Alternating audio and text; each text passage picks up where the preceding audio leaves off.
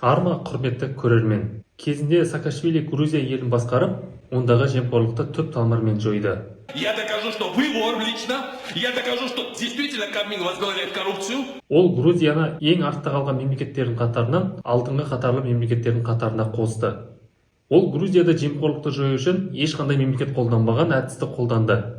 Егер бұл әдісті Қазақстанда қолданса, Қазақстан ТМД-дағы Ресейді басып озып, Корея, Катар секілді дамыған мемлекеттердің қатарына қосылар еді. Бұл қандай әдіс? 2000 жылдарда Совет одағының құрамында болған 15 республиканың барлығында жемқорлық өршіп тұрды. Тек Қазақстан емес, Кавказ жақтағы Грузияда да пара алу деген күнделікті дәстүр еді. Грузияның жер көлемі біздің бір облысқа да жетпейді. Жамбыл облысынан 2 есе кішкентай бұл елде 4 миллионға жуық адам тұрады. Халқының басым көпшілігі христиан дінін ұстанады. Сондықтан да Грузияны Шешенстан секілді мұсылман елі деп айта алмаймыз. Грузияның шекарасы Каспий теңізіне жетпей қалғандықтан мұнайдан қағылды. Ал Каспиймен шекаралас жатқан Әзірбайжан мұнайдың арқасында Қазақстан секілді бай мемлекетке айналды. Сондықтан да Грузия елі көршілерімен тату тәтті тұрады деп айтуға келмейді. Кавказ елдерінде, яғни Шешенстан, Армения, Грузия, Әзірбайжан республикалары арасында ауызбіршілік жоқ. 2000 жылдардың соңында Грузиядан Абхазия мен Оңтүстік Осетия бөлініп шықты. Міне, ту талақайы шығып жатқан Грузия 21 ғасырдың басында жер бетінен мемлекет ретінде жойылып кете жаздаған заман туды. Осындай алмағайып кезеңде билікке елде төңкеріс жасап, талас тартыспен Михаил Саакашвили келді. Ол өзінің алдындағы президент Шеварднадзені тақтан құлатты. Грузияны Совет одағынан бері басқарып келген Шеварднадзе сол күйі Саакашвилиді кешіре алмай дүниеден өтті. Себебі ол Саакашвилиді кезінде әділет министрі етіп тағайындап қызмет берді. Бірақ Саакашвили бұл жұмысты аз ғана уақыт атқарып, кейін оппозиция құрып президентке қарсы шықты. Сонда Шеварднадзе күшік асырап ит еттім, ол балтырымды қапты деген осы екен ғой деп өкініштен өзегі өртенді. Қысқасы халық Саакашвилиді бір ауыздан қолдап, сайлауда оған дауыс берді. Себебі олар бұрынғы арам жүйеден әбден шаршаған еді. Осылайша 2004 жылы Саакашвили Грузияның жаңа президенті болып шыға келді. Ол Грузияны қалай кедейліктен алып шықты. Ең бірінші ол билікке келген соң прокурордан бастап қарапайым полиция қызметкерлерінің бәрін жұмыстан шығарды. Нәтижесінде ол күштік құрылымға мүлде жаңа адамдарды алып келіп, оларға қатаң талап қойды. Егер жаңадан келген полиция бір тиын пара алатын болса, ол бас бостандығынан айырылып, мүлкі тәркіленетін болды. Және бұл жай ғана сөз жүзінде қалып кетпей, шынымен де пара алғандарды қатаң жазалай бастады. Бүкіл шенеуніктер Саакашвилидің бұл қаталдығынан қатты қорқып, жұмыстарын адал істеуге көшті. Неге Саакашвили өз жұмысын, полицияны қайта құрудан бастады? Себебі мемлекетте қылмыстық топтар өте көп еді. Қылмыстық топтар кәсіпкерлерді бопсалап, халықты қанайды. Ондай қандықол қарақшылар мемлекетті дамытуға кедергі келтіреді. Саакашвили солардың көзін құртуды қалады. Бүкіл ТМД-ға танымал варлардың көбісі осы Грузиядан шыққан. Мысалы, варлардың төресі Дед Хасан Грузияның тумасы. Ол 95 жылдан бастап Балтық елдері, Шығыс Еуропа елдерінің көп бөлігін өз бақылауында ұстады. Одан полициялар да қорқатын еді. Хасанның жалдамалы қаншерлері болды. Олар өздеріне қарсы шыққандарды аямай өлтіретін. Хасан 90 жылдары көптеген криминалды авторитеттермен соғысып, барлығында жеңіске жетті. Дегенмен біреуге не істесең алдыңа сол келеді дегендей, 2013 жылы Хасанды рестораннан шығып келе жатқанда қарсыластары жасырынып атып өлтіреді. Ол егер өлсем Грузияда анамның қасына жерлеңдер деп өсиет қалдырған еді. Бірақ Саакашвили билігі оны туған жерінде жерлеуге рұқсат берген жоқ. Соның салдарынан Дед Хасанның денесі Мәскеу қаласында жай тапты. Саакашвили осындай қатыгездеу басшы болғанын мойындау керек. Ол тек Дед Хасанды емес, жүздеген қарақшыны ұстап алып, түрмеге қамады. Тура биде туған жоқ дейді. Саакашвили өзгелерге үлгі болу үшін өзінің туған туыс, достарын да түрмеге тықты. Бала кезгі достарымды түрмеге отырғыздым. Олардан бөлек 10 мыңнан аса кеден қызметкерін, 40-тан аса сотты абақтыға қамадым. Шенеунікке керегі үлкен идея, жоғары жалақы және оларды ештеңеге қарамай жазалай алатын құқық қорғау органдары. Біз жазаны күшейттік. Бастапқыда бұл зорлық-зомбылық секілді көрінді. Кейін келе адамдарды мінез құлқы өзгеріп, халық коррупциясыз өмір сүрудің пайдасын көре бастады. Яғни аюға намаз үйреткен таяқ. Бізде Қазақстанда бай бағландар ақшасына сеніп ешкімнен қорықпайды. Егер оған айыппұл салуға полиция келсе, сен менің көкем кім екенін білесің бе? Мен сені жоқ қылып жіберем деп қоқан-лоққы жасайды. Сондықтан да біздің полициялар байларды жазалай алмайды. Ал Саакашвили полицияларға барынша еркіндік берді. Егер полицияға биті семіргендер менің көкем мына кісі деп телефон шалса, Саакашвили қылмыс жасаған адамды да оның көкесінде қызметтен алып тастады. Нәтижесінде көкелер ерке тотай інілерінің артын жаппайтын болды. Грузия десе көз алдымызға Батуми елестейді. Оның шарабы мен Боржоми суының дәмін сеземіз. Дәмі тіл үйретін шашлығын жегіміз келеді. Саакашвили Грузияда ешқандай қазба байлық жоқ болғасын, басқа табыс көзін іздейді. Ол туризм саласы. Ол Грузияны Түркия, Мысыр, Мальдив аралдары секілді турист жаппай ағылатын мемлекетке айналдыруды қолға алды. Елге турист тартумен тікелей өзім айналыстым. Әрбір инвестормен жеке жолығып, иіліп төсек, жайылып жастық болдым. Қыдырттым, концертке апардым, билеттім, масайттым. Қымбатты мейрамханалардан дәм татқыздым. Моншаға апарып арқасын ысқыладым. Грузин шарабының ең бағалы дегенін алдарына тостым. Тікұшақпен тұтас Грузияны аралаттым. Әйтеуір қаржысын бізге құйдыру үшін не істемедім десеңші.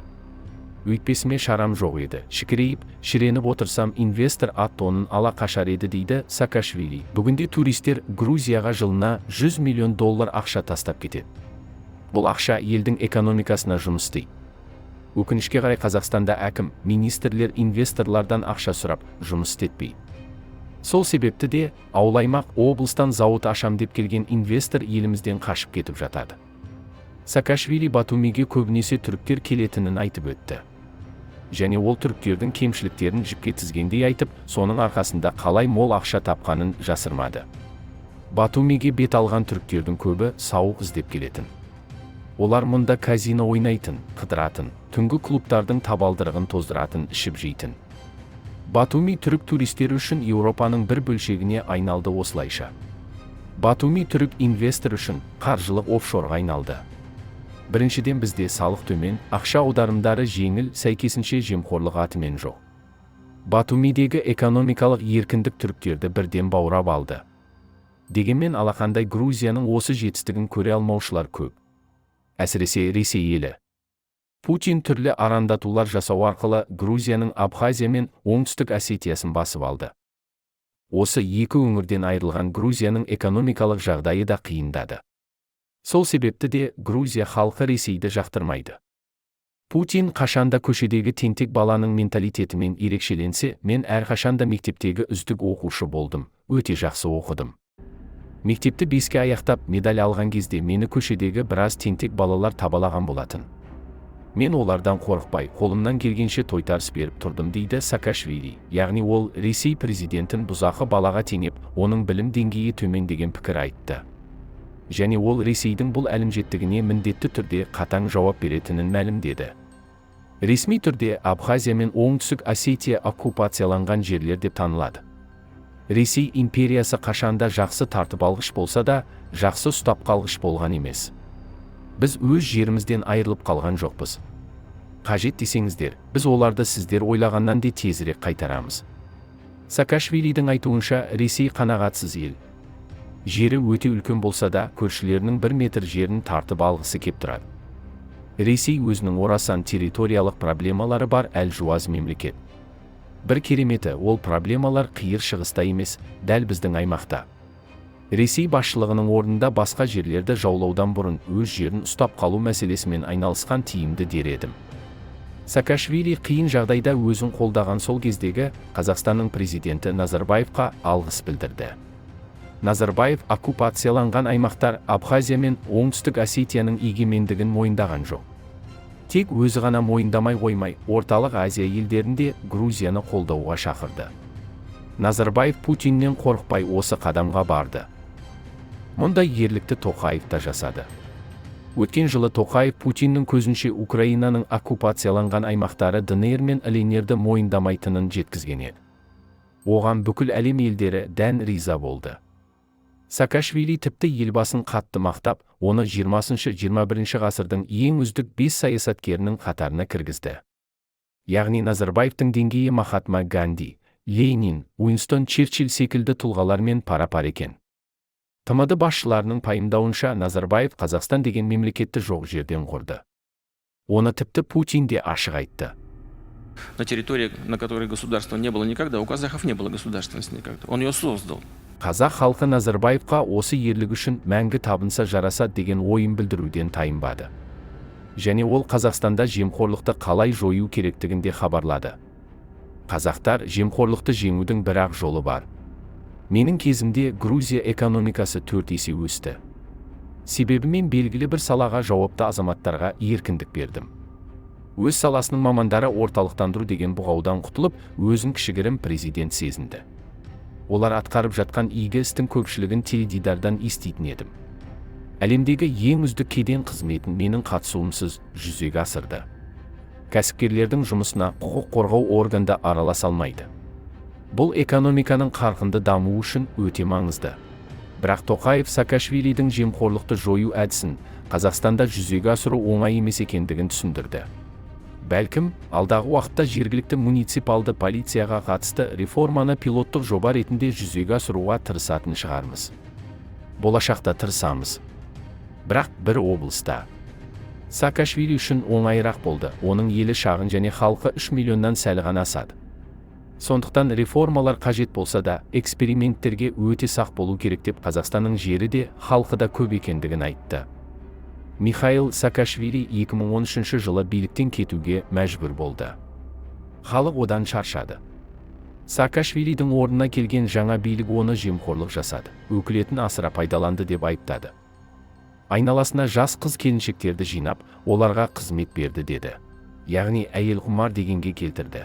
Кейінірек сырттай 6 жылға бас бостандығынан айырды. Экс-президент 2014 жылы Киевке көшіп келіп, Украина азаматтығын алды. Сол кездегі Украина басшысы Петр Порошенко оны Одесса облысының губернаторы етіп тағайындап, арада 2 жыл өтпей жатып айналасымен тіл табыса алмаған үшін отставкаға жіберді. Бұрын дос болған Порошенко мен Саакашвили қазір бітіспес жау. 2021 жылы Саакашвилидің Грузия билігі ұстап алып, түрмеге қамады. Ол түрмеде 36 түрлі ауруға шалдықты. Оның ішінде туберкулез ауруы да бар. Ол әбден қорлық көріп, сағы сынды. Грузия билігі оған ешқандай кешірім жоқ екендігін, жазасын қатаң түрде өтеу керектігін мәлімдеді. Ат арса тулақ, ер арса әруақ дейді. Қазір Саакашвилидің жағдайы өте ауыр. Әрине оның кемшіліктері де болды, бірақ халыққа жасаған жақсылығы да аз емес. Саакашвилиді билік кешірмеді. Қазір Грузияда көтеріліс болып жатыр. Халық алаңға 100 мыңдап шығып, үкіметпен тайталасуда. Өзгелер бұны Саакашвилидің қарғысына теңеп жатыр. Өз президенттерін қорлаған халықты қарғыс ата деген сөз бар еді. Бәлкім бұл раста шығар.